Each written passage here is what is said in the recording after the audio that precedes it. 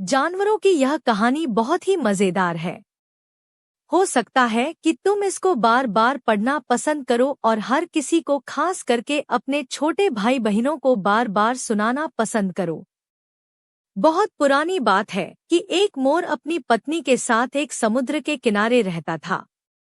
वहाँ बहुत सारे जंगली जानवर रहते थे, इसलिए वह और उसकी पत्नी रात को एक पेड़ की शाख पर सोया करते थे और रात को ही खाने की खोज में भी निकला करते थे। पर दिन ब दिन उनका डर बढ़ता ही जाता था, सो एक दिन उन्होंने वहां से कहीं और जाने का इरादा कर लिया। वे अपने घर के आसपास चारों तरफ घूमे और उन्होंने एक टापू ढूंढ लिया जहां बहुत सारे नाले थे और बहुत सारे फलों के पेड़ थे। सो वे दोनों वहीं चले गए और जाकर वहीं रहने लगे। कुछ समय बाद जहां वे मोर और मोरनी रह रहे थे, उस पेड़ के नीचे एक बतख आई। उन्होंने उस बतख से उसके बारे में पूछा तो बतख बोली, मैं तो इस आदमी से बहुत परेशान हूँ। मोर बोला, डरो नहीं, तुम्हारी हिफाजत करने के लिए हम लोग यहाँ हैं। बतख यह सुनकर बहुत खुश हुई और उसने अल्लाह का बहुत बहुत शुक्रिया अदा किया। मोरनी बोली, समुद्र में से होकर इस टापू पर कोई आदमी कैसे आ सकता है, इसलिए तुम खुश रहो और उस आदमी की बिल्कुल चिंता न करो जिससे तुम इतनी परेशान हो। इस पर बतख बोली, मैं तो वहाँ खुशी खुशी रह ही रही थी कि एक रात जब मैं सो रही थी तो एक आवाज ने मुझसे कहा, तुमको आदमी से बहुत सावधान रहना चाहिए। उसका कभी विश्वास न करना, क्योंकि वह बहुत ही चालाक होता है। वह समुद्र से मछली बाहर निकाल सकता है, वह चिड़ियों को अपनी गोली का निशाना बना सकता है, और यही नहीं, वह तो हाथी को भी अपने जाल में फांस सकता है। उसकी शरारतों से कोई नहीं बच सकता। वह बहुत ही ताकतवर है। मैं तुमको वही बता रही हूँ जो मैंने सुना। बस उस दिन से मैं इतनी डर गई कि मेरा डर गया ही नहीं। मैं इधर गई, मैं उधर गई, फिर मैं एक पहाड़ पर आई। वहां मैंने एक शेर के बच्चे को एक गुफा के दरवाजे पर बैठे देखा। वह मुझे देखकर बहुत खुश हुआ और उसने मुझे अपने पास बुलाया। जब मैं उसके पास पहुंची तो उसने मुझसे पूछा, तुम्हारा नाम क्या है और तुम्हारा स्वभाव कैसा है? मैंने कहा, मेरा नाम बतख है और मैं एक किस्म की चिड़िया हूँ। पर तुम यहाँ क्या कर रहे हो? शेर का बच्चा बोला, मेरे पिता ने मुझे आदमी के बारे में सावधान कर दिया है कि मैं उससे बच कर रहूं, पर इस रात मैंने सपने में एक आदमी देखा। बतख आगे बोली, और फिर उसने मुझे आदमी के बारे में वही बताया जो मैंने तुमको अभी बताया। सो मैंने उस शेर के बच्चे से कहा, ओ शेर के बच्चे, मैं तुम्हारी शरण में आ जाती हूँ, क्योंकि तुम तो उसको मार सकते हो। आखिर तुम तो जानवरों के राजा हो ना। और मैंने उससे आदमी को मारने की प्रार्थना की। वह शेर का बच्चा वहां से तुरंत ही उठ गया और सड़क की तरफ भागा। मैं उसके पीछे पीछे भागी। भागते भागते हम दोनों सड़क की एक ऐसी जगह आ गए जहां से सड़क दो तरफ जाती थी। वहां एक नंगा गधा धूल में लौट रहा था। शेर के बच्चे ने उससे पूछा, तुम्हारी किस्म क्या है और तुम यहाँ क्यों आए हो? गधा बोला, मेरी किस्म गधा है और मैं आदमी से दूर भाग रहा हूँ। शेर के बच्चे ने पूछा, क्या तुम डरते हो कि वह तुमको मार देगा? गधा बोला, नहीं नहीं, वह बात नहीं। मैं डरता हूँ कि वह मुझ पर काठी रख देगा, फिर वह मुझ पर सवारी करेगा और मुझे मेरी ताकत से भी ज्यादा भगाएगा, और अगर मैं रेंकूंगा तो वह मुझे मारेगा। जब मैं बूढ़ा हो जाऊंगा तो वह मुझको पानी ढोने वालों को दे देगा जो मेरे ऊपर फिर पानी ढोएंगे। सो ओ मोरनी, जब मैंने गधे से यह सब सुना तो मैं तो कांप गई और मैंने शेर के बच्चे से कहा, तुमने सुना? मैं इस सब से बहुत डरती हूँ। शेर के बच्चे ने गधे से फिर पूछा, तो फिर अब तुम कहाँ जा रहे हो? गधा बोला, मैंने आज सुबह सुबह एक आदमी देखा था, सो अब मैं वहां जा रहा हूँ जहां मुझे वह आदमी न ढूंढ सके। जब हम लोग ये बातें कर रहे थे कि तभी धूल का एक और बादल उठा और एक घोड़ा हमने अपनी तरफ आता हुआ देखा। शेर के बच्चे ने उससे पूछा, तुम्हारी क्या किस्म है और तुम इस रेगिस्तान में इस तरह क्यों भागे जा रहे हो? घोड़ा बोला, मेरा नाम घोड़ा है और मैं आदमी से भाग रहा हूँ। शेर का बच्चा बोला, तुमको यह कहते हुए शर्म आनी चाहिए। तुम इतने शाही जानवर होकर भी आदमी से डरकर भाग रहे हो? देखो, मुझे देखो।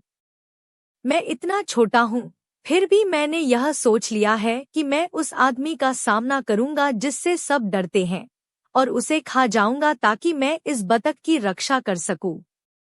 पर तुम तो जो मैंने तय किया है उससे वापस लौटे जा रहे हो। तुमने कहा कि तुमको आदमी ने गुलाम बना रखा है और तुम उसको जीत नहीं सके।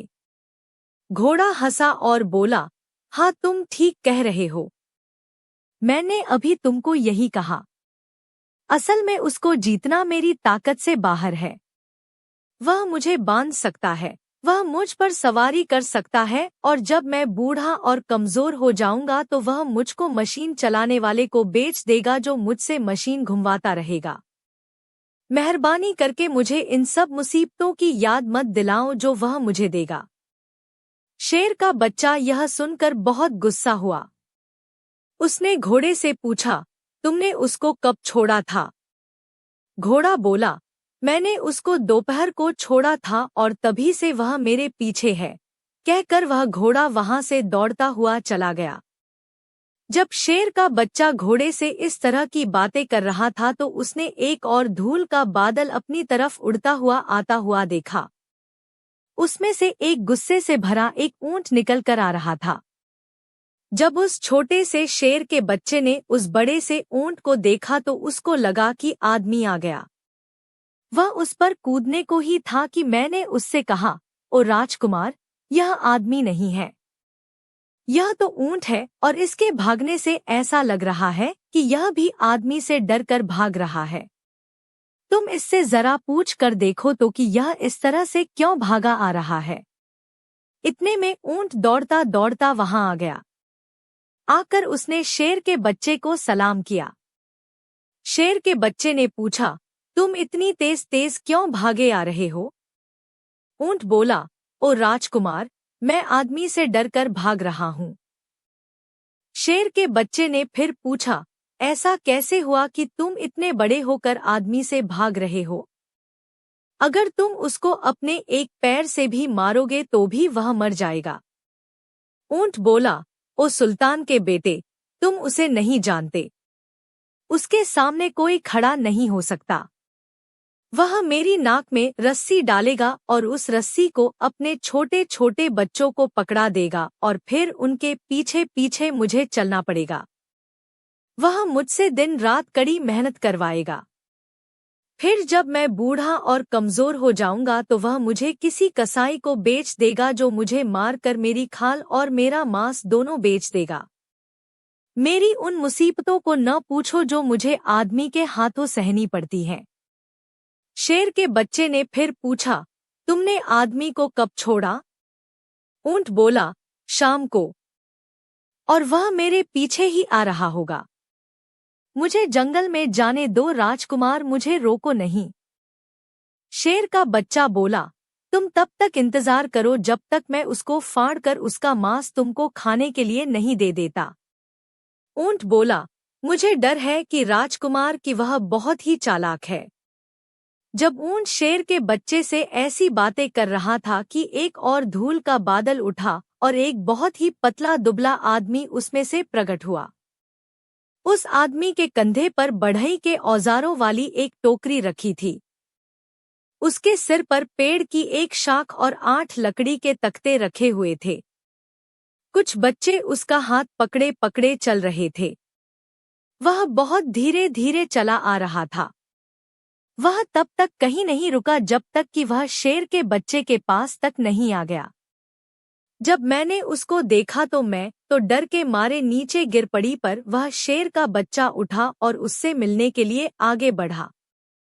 शेर के बच्चे को अपनी तरफ आते हुए देखकर आदमी बोला, ओ बादशाह, मेहरबानी करके मुझे इस धोखे से बचाइए। और वह उसके सामने रोने और शिकायतें करने लगा। उसका रोना और शिकायतों को सुनते हुए शेर का बच्चा बोला, मैं तुमको इस डर से जरूर बचाऊंगा। मैं इस जंगल के राजा का बेटा हूँ। यह तो मेरा कर्तव्य है कि मैं इस जंगल में रहने वाले हर जीव की रक्षा करूं। यह सब तुम्हारे साथ किसने किया है? और तुम हो कौन? मैंने अपनी सारी जिंदगी में तुम्हारे जैसा कोई और नहीं देखा। न ही तुम्हारे जैसी कोई सुंदर शक्ल देखी है और न ही तुम्हारे जैसी किसी की मीठी बोली सुनी है।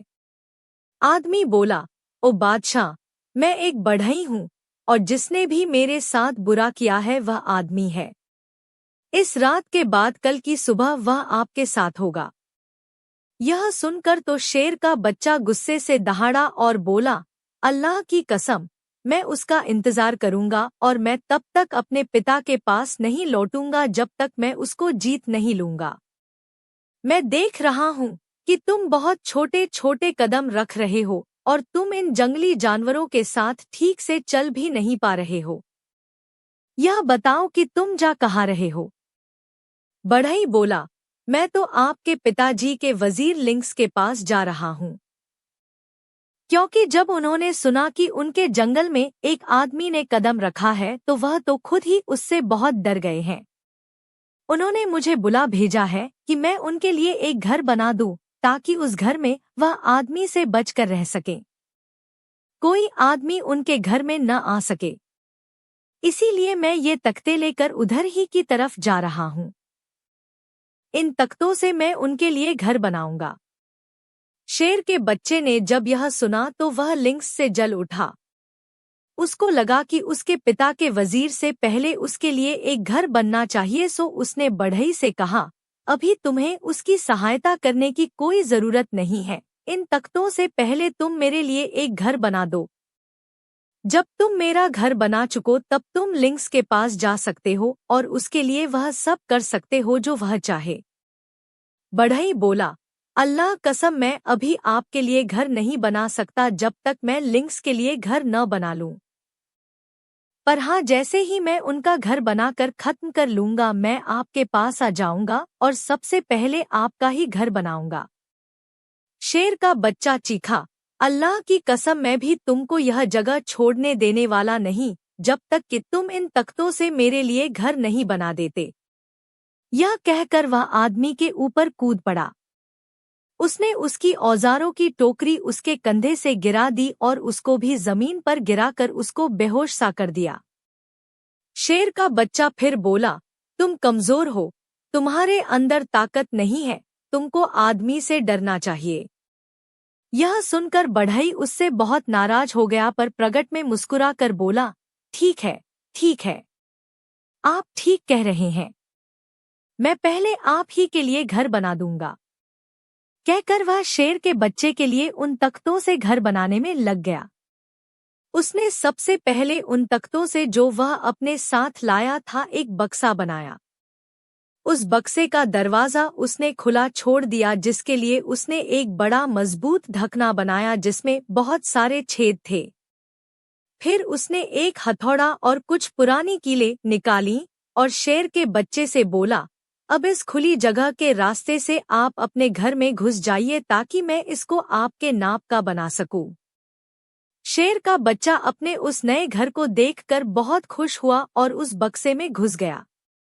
बढ़ई बोला, अब आप इसमें अपनी टांगों और हाथों को सिकोड़ कर बैठ जाइए। शेर के बच्चे ने वैसा ही किया पर उसकी पूंछ फिर भी बाहर ही रह गई। वह बाहर आना चाहता था पर बढ़ई बोला, जरा रुक जाइए, मुझे देखने दीजिए, अगर मैं आपकी पूंछ के लिए भी थोड़ी सी जगह बना सकूं तो। बढ़ई ने उसकी पूंछ भी किसी तरह से उस बक्से के अंदर ठूंस दी। फिर उसने वह छेदों वाला ढक्कन उस बक्से के दरवाजे पर कीलों से जड़ दिया।